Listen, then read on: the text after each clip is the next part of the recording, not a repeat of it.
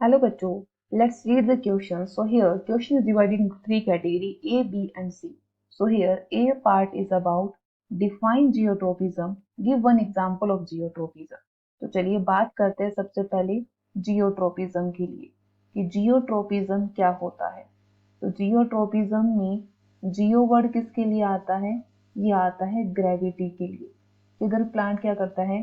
Gravity के response में अपनी मूवमेंट और मूवमेंट के साथ साथ ग्रोथ भी करता है। तो यहाँ मूवमेंट और ग्रोथ जो देखी जाती है प्लांट के अंदर, वो कैसी देखी जाती है? वो देखी जाती है फिक्स्ड डायरेक्शन के अंदर। तो इसे हम क्या कहते हैं? इसे हम कहते हैं जियोट्रोपिज्म। और उसी जियोट्रोपिज्म के अंदर give one example of geotropism. तो हम क्या कहते हैं? Root grow towards gravity. जब रूट है टूवर्ड्स ग्रेविटी रिस्पॉन्स शो करती है तो वो क्या शो करती है? जियोट्रोपिज्म। अब बात करते हैं बी क्वेश्चन पर। बी का है what is mean by positive geotropism and negative geotropism. Give one example of each type. Draw a label diagram to illustrate your answer, indicating the plant part which show positive geotropism and the plant part which show negative geotropism. तो चलिए बात करते हैं अब हम एक diagram पर। हम यहाँ एक डायग्राम ड्रॉ कर रहे हैं जहां हम क्या देख रहे हैं कि ये जो रीजन है प्लांट का, ये कैसा है? स्टेम का रीजन है। तो इस स्टेम के रीजन के अंदर यहाँ क्या निकल रही है? ब्रांचेस है। ब्रांचेस के पास यहाँ लीव्स ग्रो कर रही हैं। लीव्स के पास में यहाँ एक और लीफ ग्रो कर रही है। ऐसे अगर हम यहाँ देखें तो यहाँ भी यूँ क्या कर रही है? लीव्स ग्रो हो रही हैं। तो स्मॉल स्मॉल यहाँ भी लीव्स ग्रो हो रही हैं, इस रीजन पर भी हो रही हैं। ऐसे अगर हम यहाँ देखें तो यहाँ भी लीव्स ग्रो हो रही है। और हम देखते हैं डाउन साइड का जो रीजन है ये कहाँ जा रहा है? ये ग्रेविटी के रिस्पॉन्स पर डायरेक्शन शो कर रहा है, यानी कि इस फॉर्म में। तो ग्रेविटी के रिस्पॉन्स में जो ये डायरेक्शन शो कर रहा है, तो ये रीजन कौन सा है? रूट्स है। ठीक है। अब प्लांट की जो रूट्स है वो क्या कर रही है?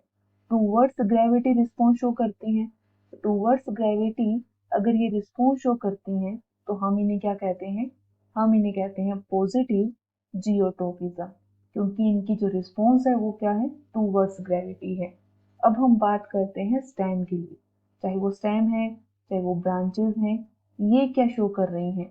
तो स्टेम या ब्रांचेस कैसी कर रही हैं? ये अवे फ्रॉम ग्रेविटी है, क्योंकि ये ऊपर की ओर ग्रो कर रही हैं। सो अवे फ्रॉम क्या है? ये ग्रेविटी। अगर अवे फ्रॉम ग्रेविटी शो करेंगी तो हम इन्हें क्या कहेंगे? नेगेटिव जियोट्रोपिज्म कहेंगे। तो हमने देखा इस प्लांट के अंदर क्या है कि जो रूट का पार्ट है वो शो कर रहा है पॉजिटिव जियोट्रोपिज्म, स्टेम का जो पार्ट है वो शो कर रहा है नेगेटिव जियोट्रोपिज्म। अब मूव करते हैं सी ऑप्शन पर। Name one plant part which exhibit positive thigmotropism. तो प्लांट के अंदर ऐसा कौन सा पार्ट है जो पॉजिटिव थिग्मोट्रोपिज्म को शो करता है? तो चलिए बात करते हैं थिग्मो। थिग्मो वर्ड आता है टच के लिए। अगर प्लांट क्या करता है? टच के लिए रिस्पॉन्स शो करता है और उसी के साथ मूवमेंट भी कर रहा है और ग्रोथ भी करता है, तो हम उसे क्या कहते हैं? हम उसे कहते हैं थिग्मोट्रोपिज्म कहते हैं।